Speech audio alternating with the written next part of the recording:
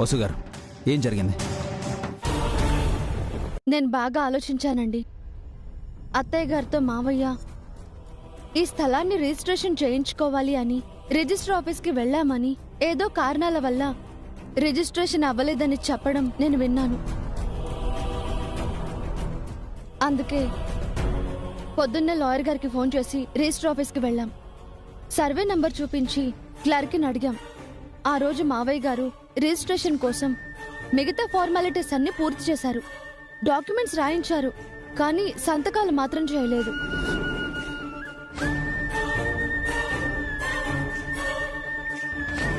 ఈ ప్లేస్ మావయ్య గారి పేరు మీదే ఉన్నట్టు అక్కడ మాన్యువల్లో ఉందండి.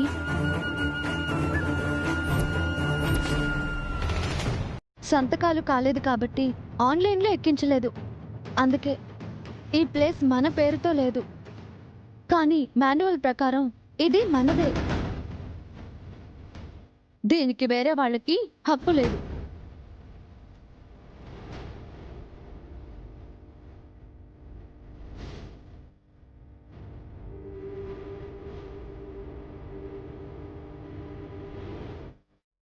మరి ఇతను చూపించిన డాక్యుమెంట్స్ ఏంటమ్మా?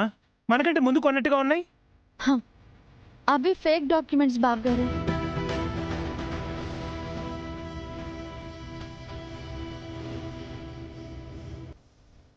వీళ్ళు రిజిస్టర్ ఆఫీస్లో ముందే ఒక ఎంప్లాయీతో కుమ్మక్కయ్యి స్థలాలు కొని రిజిస్ట్రేషన్ చేయించుకొని కొన్ని స్థలాలు ఏవైనా ఉంటే వాటిని తాము ఎప్పుడో కొని రిజిస్ట్రేషన్ చేయించుకున్నట్టు తప్పుడు డాక్యుమెంట్స్ క్రియేట్ చేసి ఆ స్థలాలని ఆక్రమించుకునే దందా చేస్తున్నారు. అలా మన ఇంటి మీద వీడి కన్ను పడింది.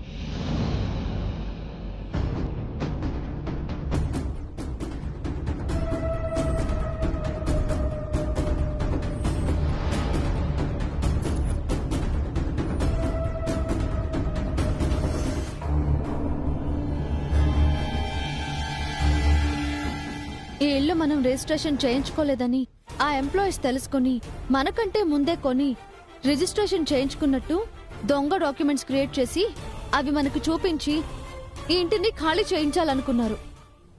రిజిస్టర్ గారికి ఈ దందా గురించి తెలిసి ఆ ఎంప్లాయీస్ ని అరెస్ట్ చేయించారు. ఇప్పుడు వీళ్ల వంతు. వీళ్ల కోసం పోలీసులు వస్తున్నారు.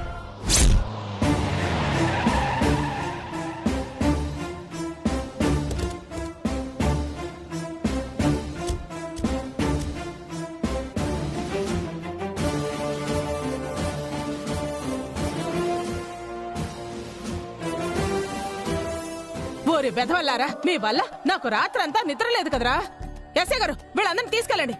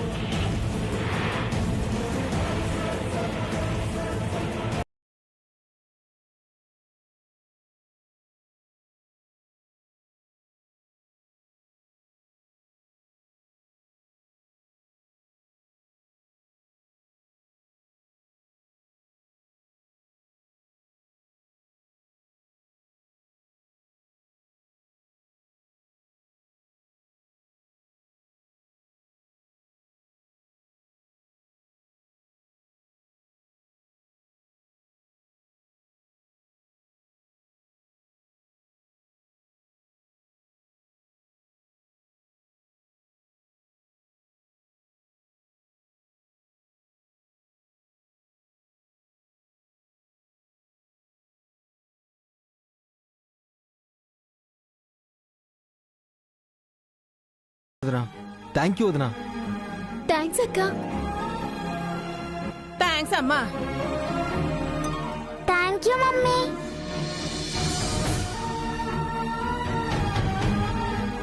వసు గారు చాలా గ్రేట్. నాకు కూడా రాని ఆలోచన తనకొచ్చింది.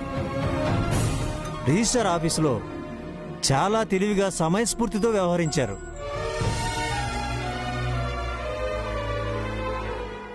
జరిగిన తప్పుని రిజిస్ట్రార్ గారికి చేరవేశారు. తనంత చొరవ చూపించి ఉండకపోతే నిజంగా మీరు మీ ఇల్లుని కోల్పోవాల్సి వచ్చేది.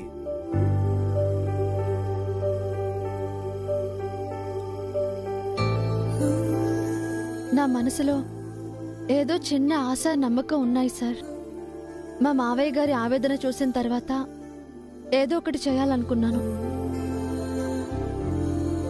అందుకే బాగా ఆలోచించాను. ఆ దేవుడు సాయం చేశాడు. మా ఇల్లు మాకు దక్కింది.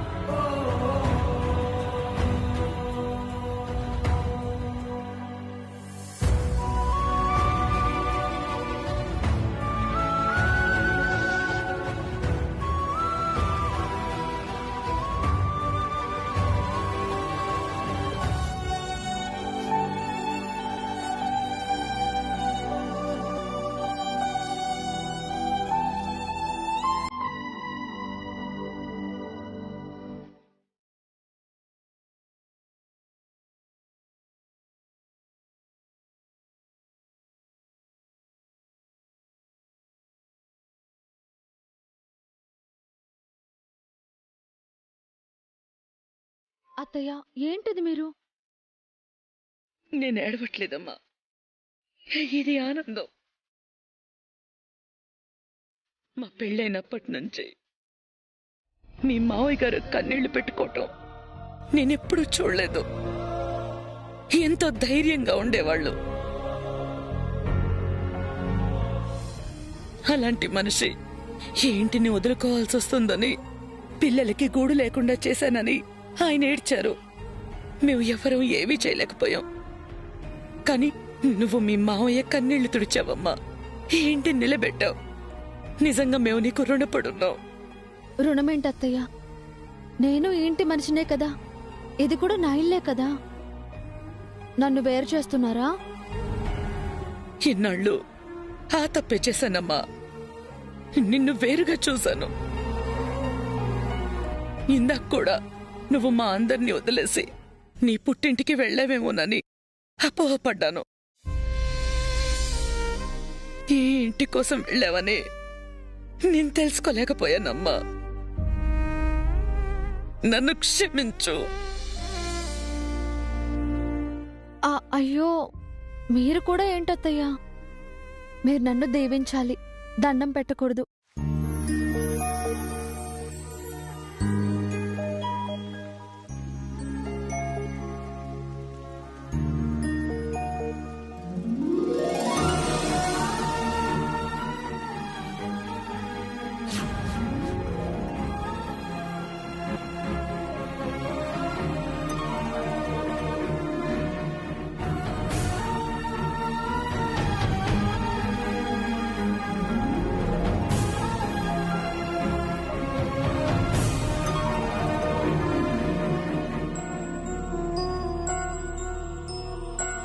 అమ్మా వసు, అమ్మా, నువ్వు ఉత్తమ కోడలివని నేను మీ మావయ్య దగ్గర ఎగతాళి చేశాను. ఇప్పుడు నిజంగా అంటున్నాను, నువ్వు ఉత్తమ కోడలివే వసు.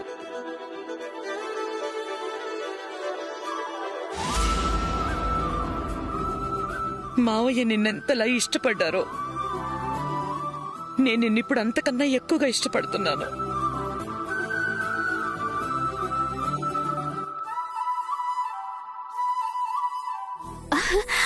మరి నన్నత్తయ్య?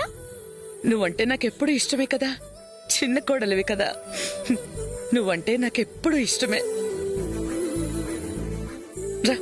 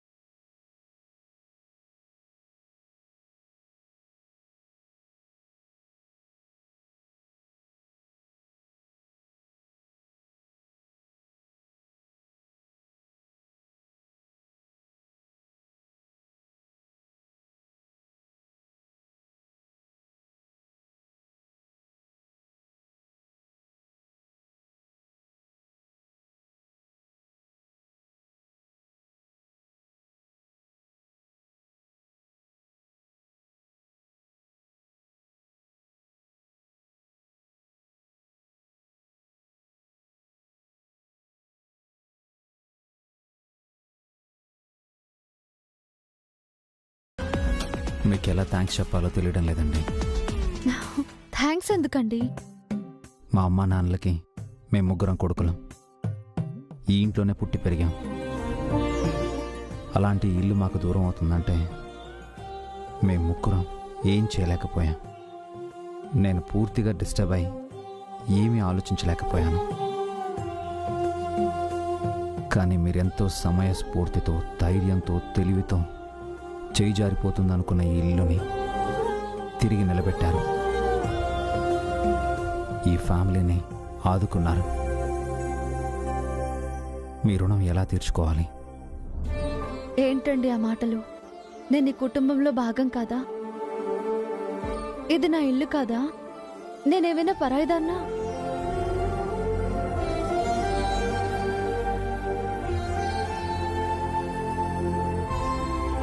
అత్తయ్య మామయ్యలు నన్ను మీకిచ్చి పెళ్లి చేశారు. పావని అక్క, భాస్కర్ బావలు, అఖిల్, హారికలు నాకు అండదండలుగా ఉన్నారు. మీరు నాకెంతో గౌరవం ఇచ్చారు, స్వేచ్ఛనిచ్చారు. ఇది నాకు ఒక సరికొత్త జీవితం, ఒక పునర్జన్మ లాంటిది. ఇంత అదృష్టం, ఇన్ని సంతోషాలు ఈ ఇల్లు నాకిచ్చినప్పుడు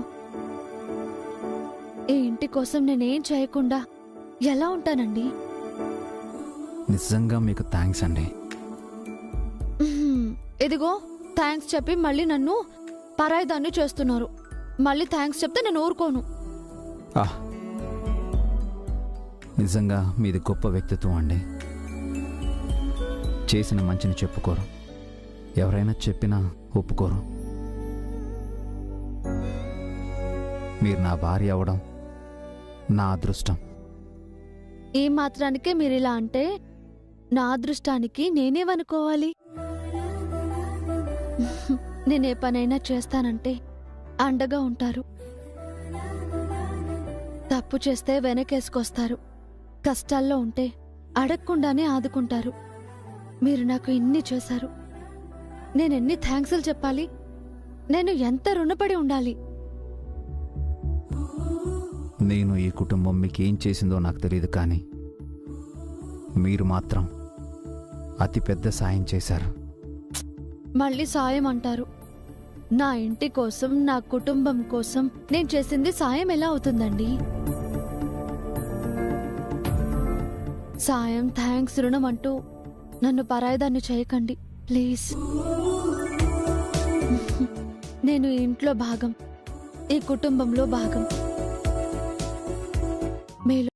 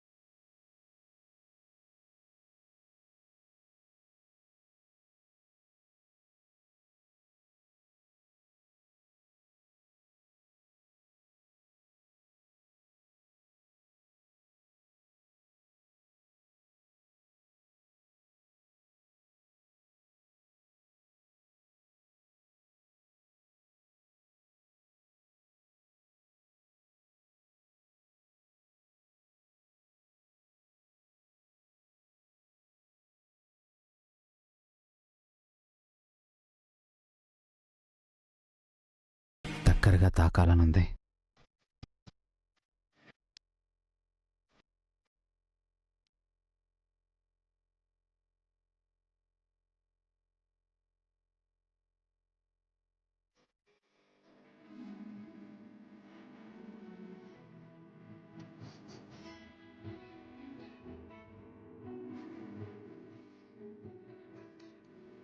మనసంతా మబ్బులా ఎగిరే నీ వైపులా తెలియనిది పరవశమే ఏంటి మహిమా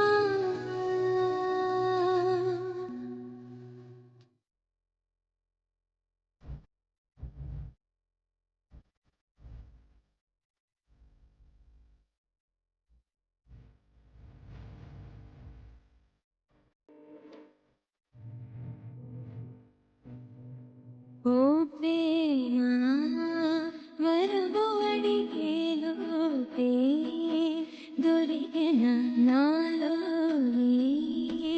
మనసు గుసగుస నీకు తెలుపనా Lavender flavor light ఉండంతా నీ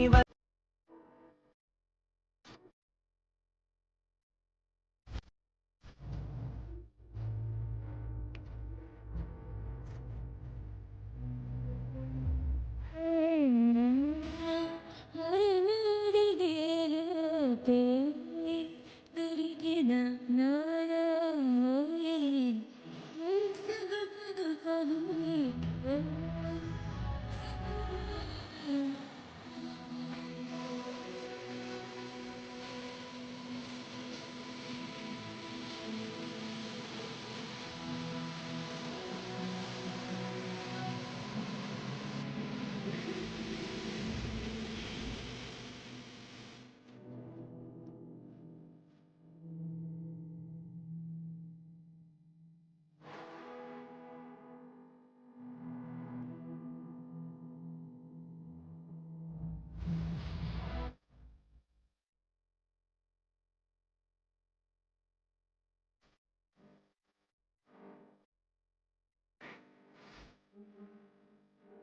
చెలియా